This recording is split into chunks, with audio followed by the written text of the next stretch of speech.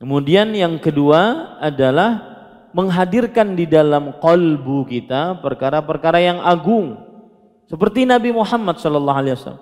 Ketika sholat gerhana, beliau maju karena digambarkan di hadapan beliau surga.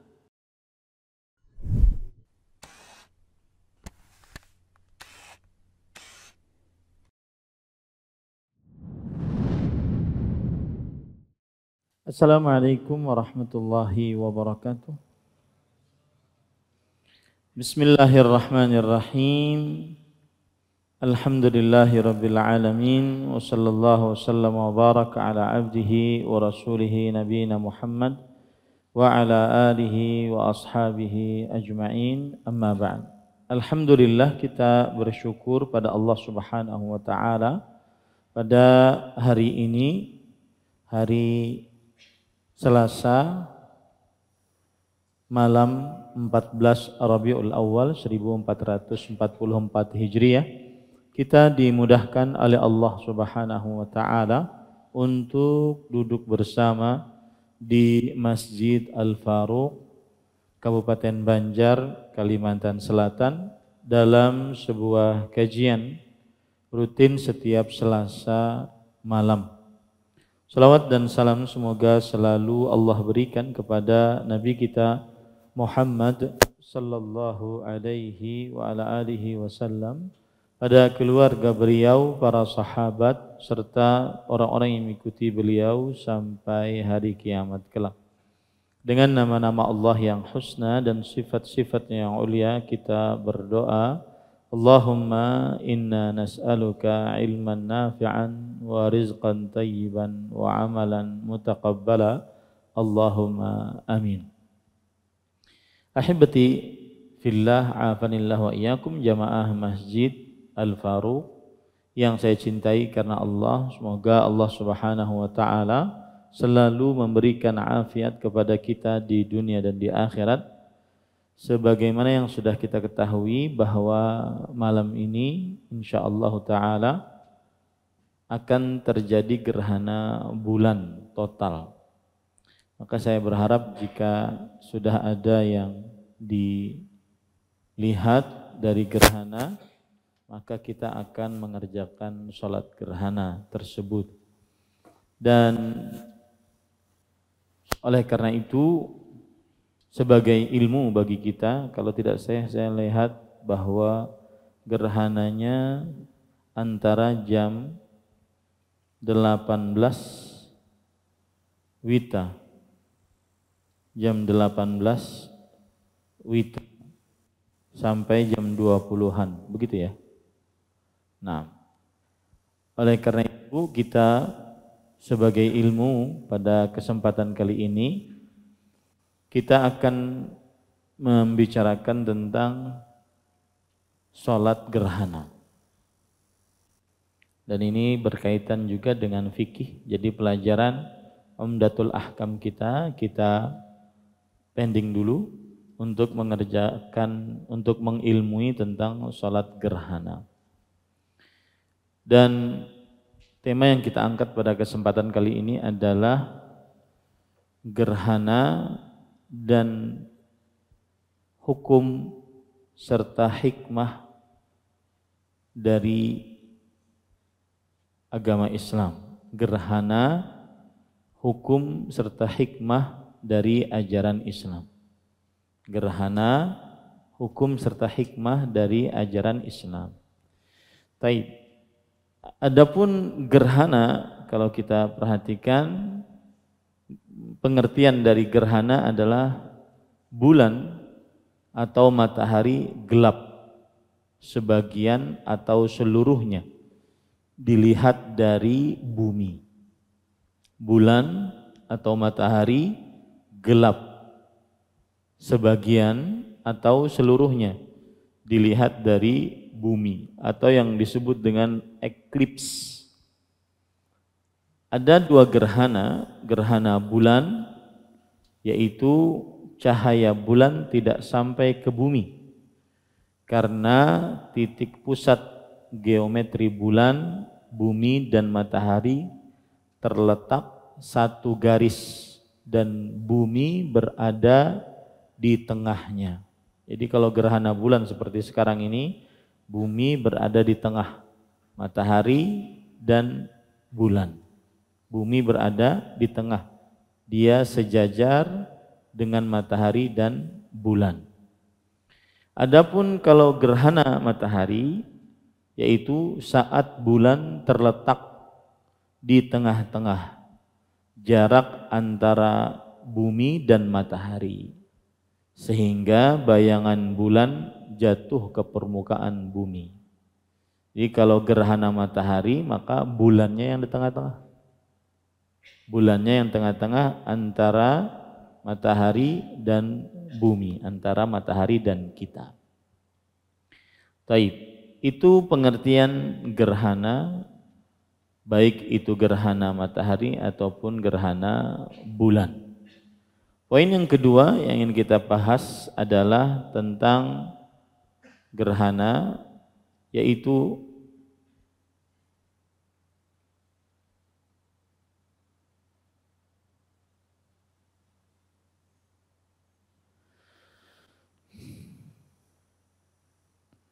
gerhana disebut dalam bahasa Arab al-kusuf atau al-khusuf.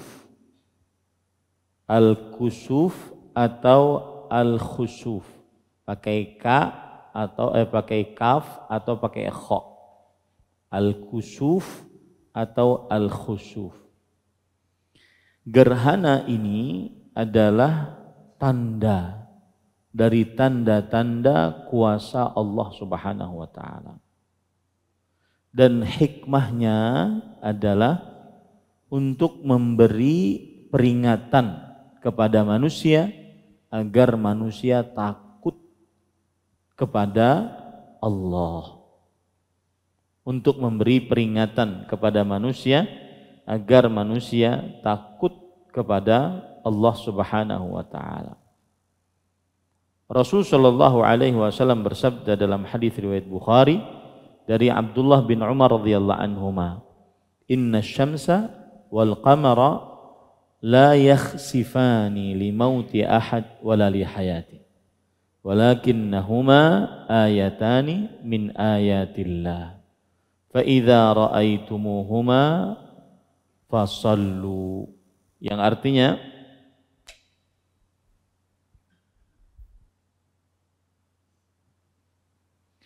sesungguhnya matahari dan bulan kedua-duanya tidak terjadi gerhana karena wafatnya seseorang atau karena hidupnya seseorang.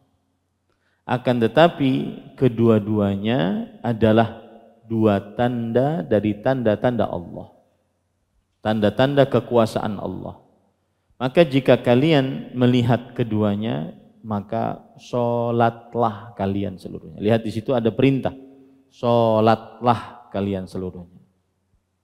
Jadi gerhana ini bukan karena wafatnya seseorang atau karena lahirnya seseorang, tetapi dia adalah tanda dari tanda-tanda kekuasaan Allah Subhanahu wa taala. Di dalam hadis yang lain ada tambahan lafaz yang berbunyi fa idza ra'aitumuhuma faqumu fasallu. Jika kalian melihat dua gerhana tersebut, baik gerhana matahari atau gerhana bulan, maka bangunlah kalian seluruhnya dan sholatlah. Ini hadis riwayat Bukhari dari Abdullah bin Mas'ud radhiyallahu anhu. Dan dalam lafaz yang lain disebutkan bahwa walakinnallaha ta'ala yukhawwifu bihima ibadah.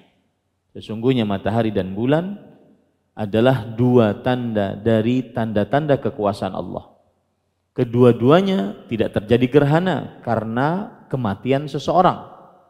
Akan tetapi Allah Subhanahu wa taala memberi rasa takut kepada hamba-hambanya dengan dua gerhana tersebut. Nah, maka semestinya saat-saat seperti ini kita takut kepada Allah. Dan nanti saya akan bacakan bagaimana sikap Nabi Muhammad SAW terjadi gerhana, saat terjadi gerhana. Bukan malah ditonton, bukan malah divideoin, bukan malah senang, bersuka cita, tidak. Akan tetapi malah takut, khawatir. Karena ini adalah Allah sedang memberikan rasa takut kepada hamba-hambanya. Di dalam hadis yang lain, riwayat Imam Muslim dari Aisyah radhiyallahu anha, ada tambahan riwayat, fa idza raaitum kusufan fadhkurullah hatta yanjaliya. Jika kalian melihat gerhana, maka berzikirlah kepada Allah. Maka dalam keadaan-keadaan seperti ini banyak-banyak berzikir pada Allah Subhanahu wa taala, istighfar, berdoa pada Allah Subhanahu wa taala sampai gerhana selesai. Nah, ini para ikhwah yang dirahmati oleh Allah Subhanahu wa taala. Dalam riwayat yang lain lagi, fafza'u ila shalah.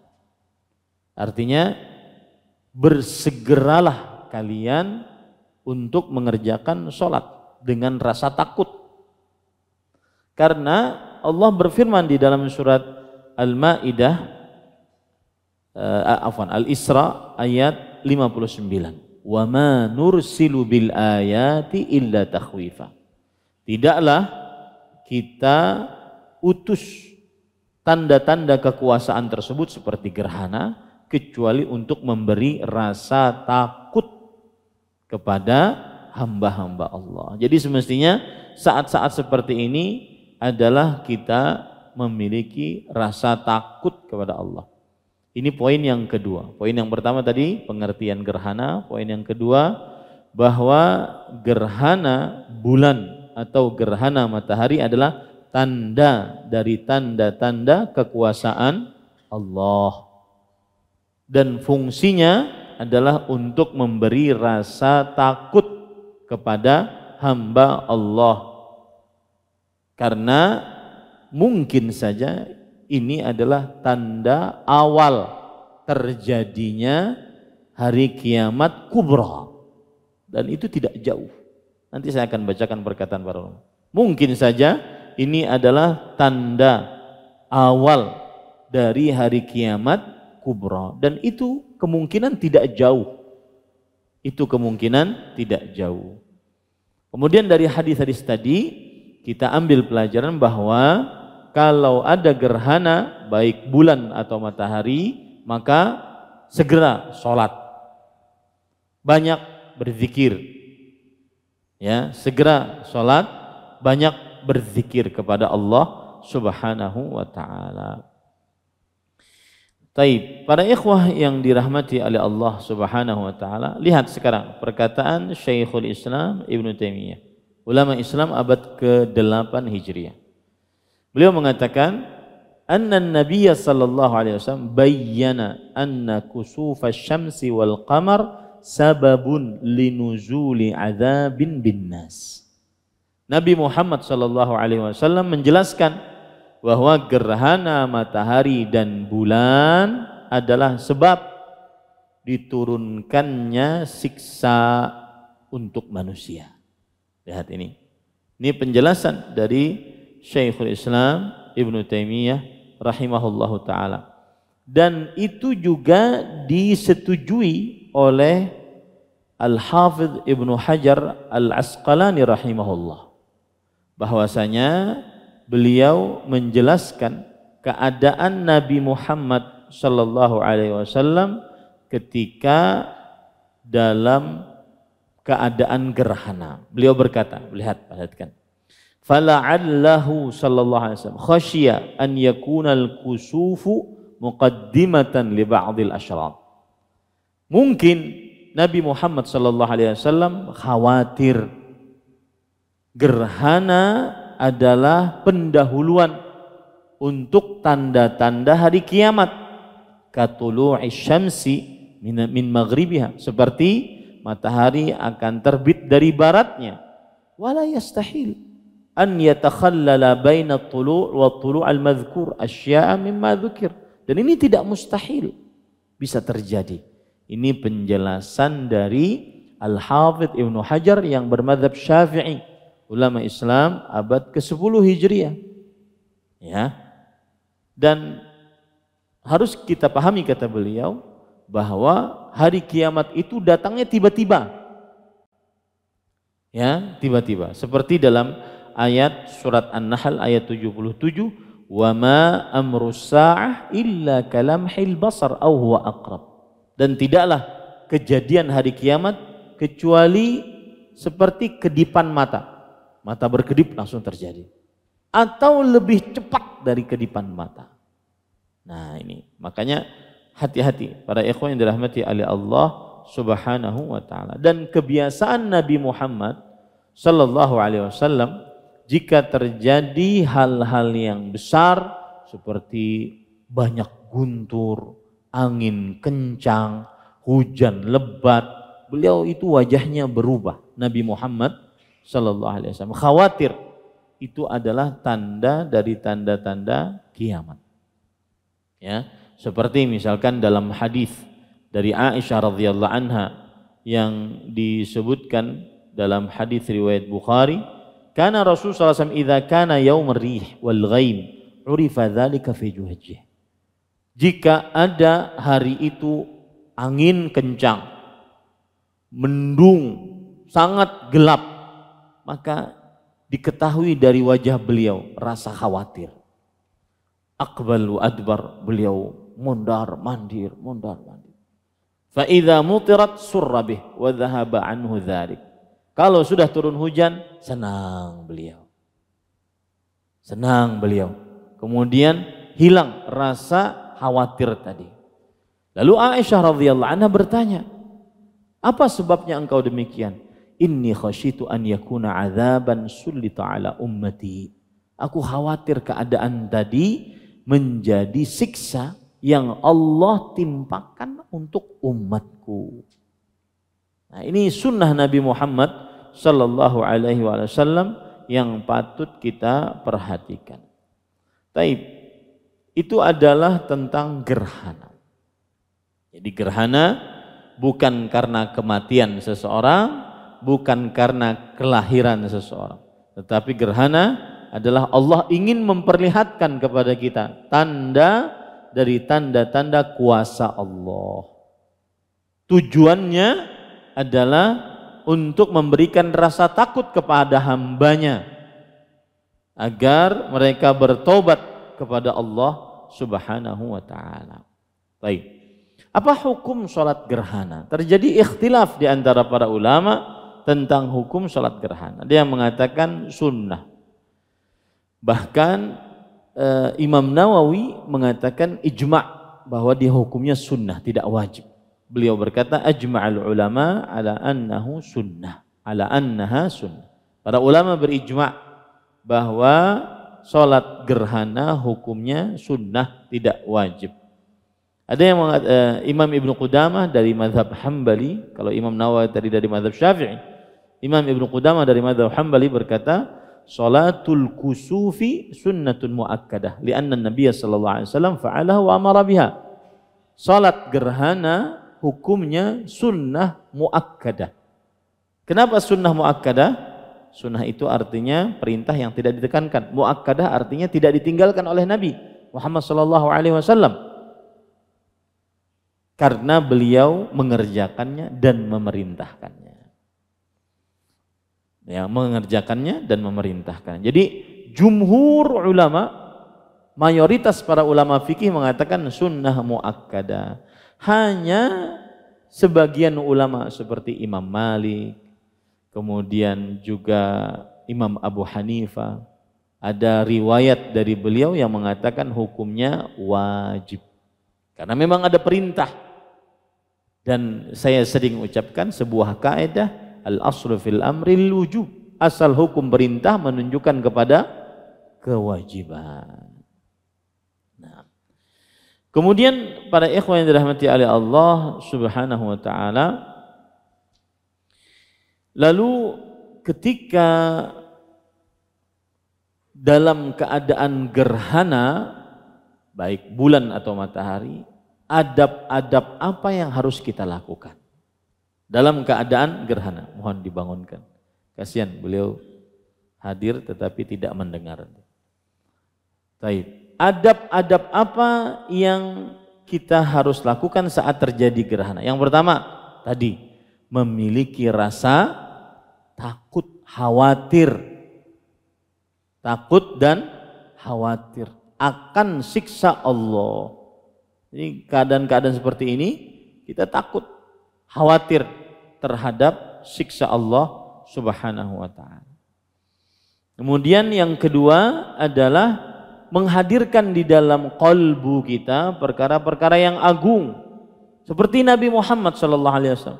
Ketika sholat gerhana, beliau maju karena digambarkan di hadapan beliau surga. Lalu beliau mundur karena digambarkan di hadapan beliau neraka. Ya, kemudian beliau juga saat gerhana matahari atau gerhana gerhana matahari maksud saya, maka beliau Nabi Muhammad SAW menghadirkan hal-hal yang besar yang akan terjadi kelak seperti surga dan neraka sebagaimana sudah saya sebutkan. Kemudian adab yang ketiga adalah ada ucapan as-salatu jami'ah, sebagaimana hadis Rasul sallallahu alaihi wasallam riwayat Bukhari dan Muslim dari Abdullah bin Umar radhiyallahu anhuma, lamma kasafati syamsu ala ahdi Rasul sallallahu alaihi wasallam nudi inna salata jami'ah. Ketika terjadi gerhana matahari di zaman Rasul sallallahu alaihi wasallam, maka diucapkan as-salatu jami'ah. Nah, nanti ada nih, kalau seandainya terlihat maka diucapkan as-salatu jami'ah. Ustadz, kalau kita nggak lihat tapi yang lain-lain di Banjar melihat dan mengerjakan sholat, ikut kita. Karena hukumnya adalah apabila satu daerah mengerjakan sholat gerhana sedangkan satu desa di daerah itu tidak melihat, maka ia ikut dengan daerah lainnya. Ia ikut dengan daerah lainnya.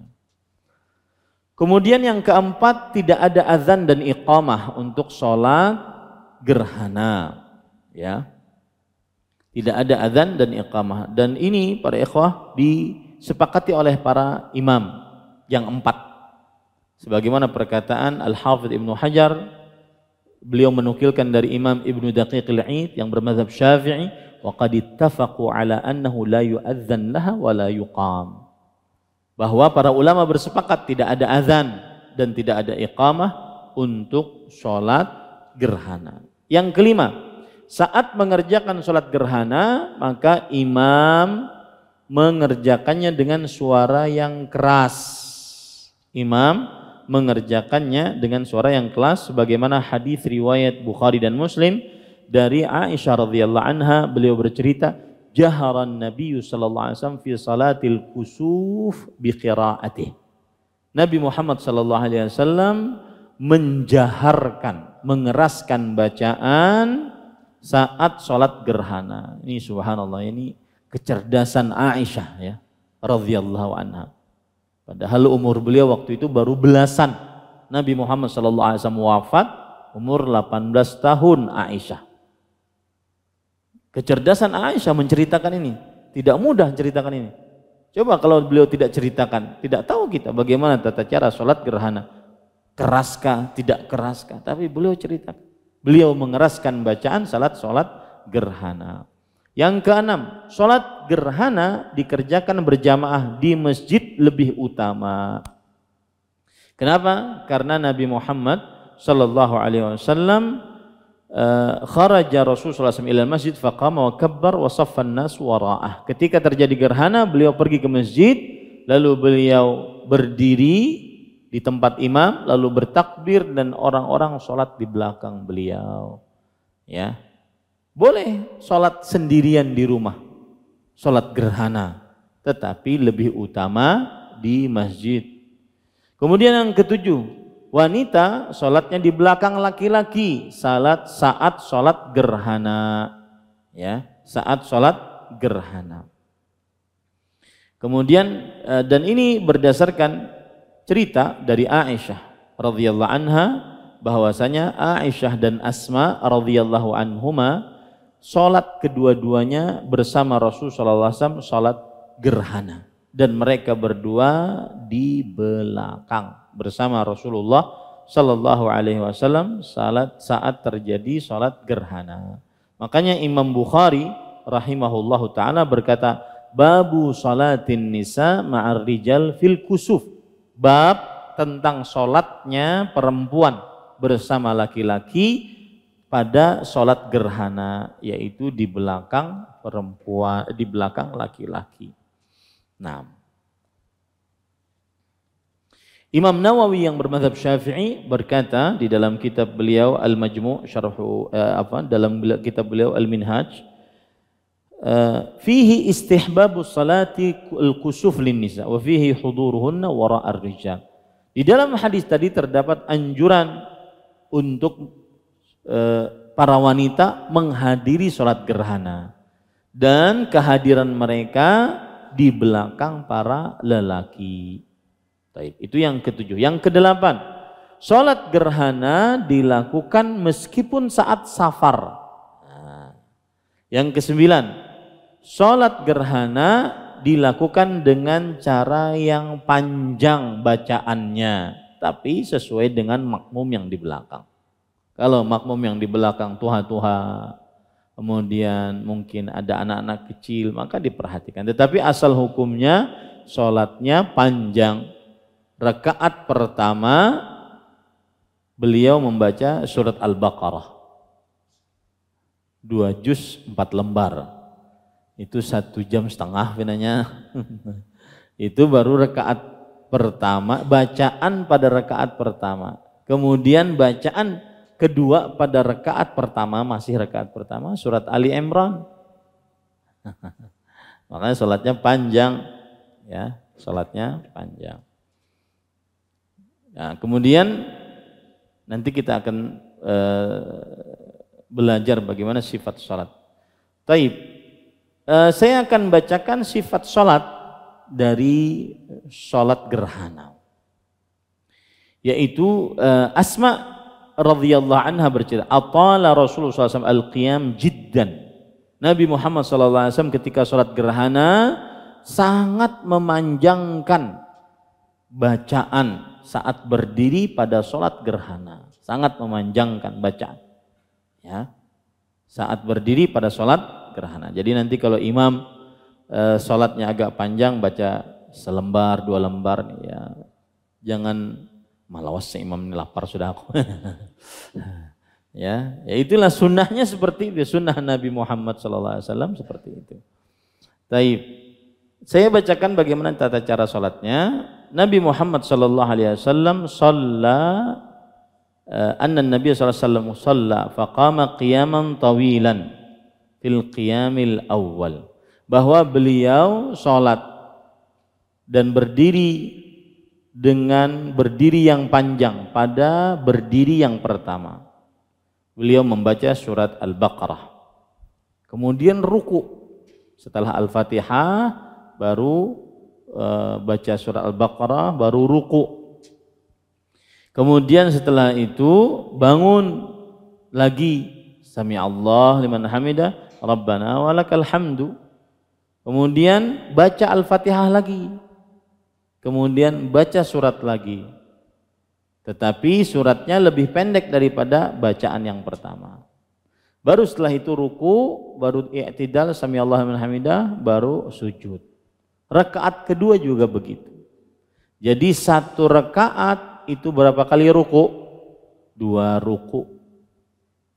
Ya, 1 rakaat 2 ruku, 2 kali baca. Ya, 2 kali baca. Nah, ini para ikhwan yang dirahmati oleh Allah.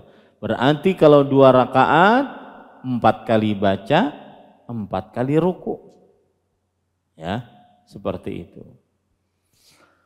Baik, kemudian setelah sholat ada khutbah untuk sholat gerhana, dan hukumnya sunnah, ya, dikerjakan lebih utama dibandingkan tidak dikerjakan. Dan di dalamnya Nabi Muhammad sallallahu alaihi wasallam beliau memerintahkan dan mengucapkan beberapa hal, di antaranya yaitu beliau memuji Allah, bersalawat atas Nabi Muhammad SAW. Kemudian setelah itu menceritakan apa itu gerhana, kemudian memerintahkan untuk berzikir kepada Allah, memperbanyak takbir.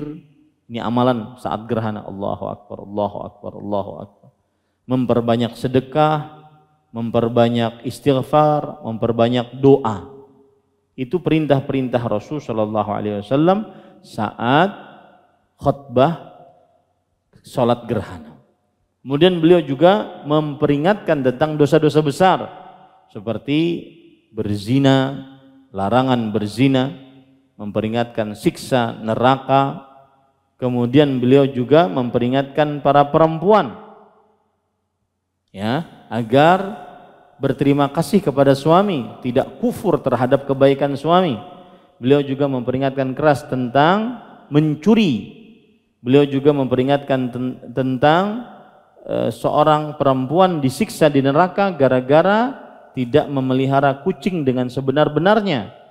Kemudian beliau memperingatkan tentang siksa kubur, pertanyaan dalam kubur. Pokoknya hal-hal yang berkaitan dengan itu, agar kita takut kepada Allah Subhanahu wa ta'ala. Nah, itu para ikhwan yang dirahmati oleh Allah Subhanahu wa ta'ala tentang bagaimana sholat gerhana dan juga adab-adab yang ada di dalamnya. Nah, kemudian lanjutannya adalah sholat gerhana, jika ada orang yang masbuk, maka dia mengerjakan apa yang sudah apa yang tersisa dari masbuknya. Misalkan masbuk serakaat, maka dia kerjakan tambahan dari yang sudah dilakukannya. Nah,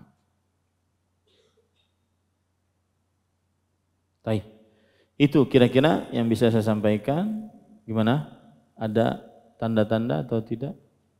Mana pengurus masjid? Belum. Ada pertanyaan yang berkaitan dengan sholat gerhana. Jadi tata cara sholat gerhana, kalau saya boleh ulangi agar nanti sebelum sholat saya tidak menjelaskan lagi. Yang pertama adalah bertakbir, takbiratul ihram, Allahu Akbar. Baru setelah itu membaca doa istiftah. Yang bujur itu doa istiftah, bukan iftitah. Yang benar adalah istiftah, doa istiftah. Baru setelah itu imam membaca a'udzubillahi minasyaitonirrajim min hamzihi wa nafthihi. A'udzubillahi samil alim minasyaitonirrajim min hamzihi wa nafthihi wa nafthihi. Kemudian membaca bismillahirrahmanirrahim. Kemudian setelah itu membaca Al-Fatihah. Lalu setelah itu membaca surat yang panjang dengan suara yang keras. Lalu bertakbir untuk ruku. Lalu ruku panjang dan mengulang-ulang bacaan ruku di dalam ruku tersebut. Lalu mengangkat kepalanya, membaca Sami Allah liman hamidah, Rabbana walakal hamdu. Lalu setelah itu membaca Al-Fatihah lagi. Lalu membaca surat yang panjang lagi, tapi panjangnya tidak lebih panjang daripada yang pertama. Baru setelah itu ruku lagi, rukunya panjang lagi. Baru setelah itu Sami Allah liman hamidah, i'tidal. Baru setelah itu takbir, mengerjakan sujud. Sujud seperti biasa, sujud pertama, lalu duduk di antara dua sujud. Nah, duduk di antara dua sujud panjang di sini. Ya. Jadi jangan heran nanti kalau ada imamnya panjang. Jangan pina pura-pura batuk. Guring pinanya imam nih jar. Ya. Ada memang sunnahnya begitu, gimana? Ya. Habis itu sujud lagi. Baru setelah itu rakaat yang kedua. Jadi rakaat pertama bacaannya 2 kali, rukuknya berapa kali? 2 kali juga. Itulah sholat gerhana. Rakaat kedua juga lakukan seperti itu.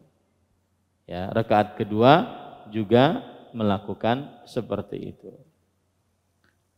Kemudian salam dengan 2 kali salam sebagaimana hadis dari Aisyah radhiyallahu anha wa ardhaha. Baik. Silahkan azan. Setelah azan kita salat Isya.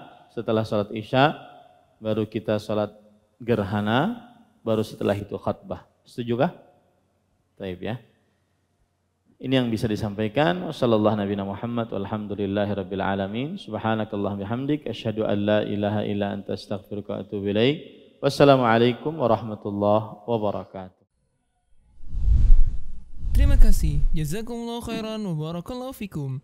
Video ini dibuat atas partisipasi dari donasi Anda. Semoga menjadi amal jariah bagi Anda semuanya.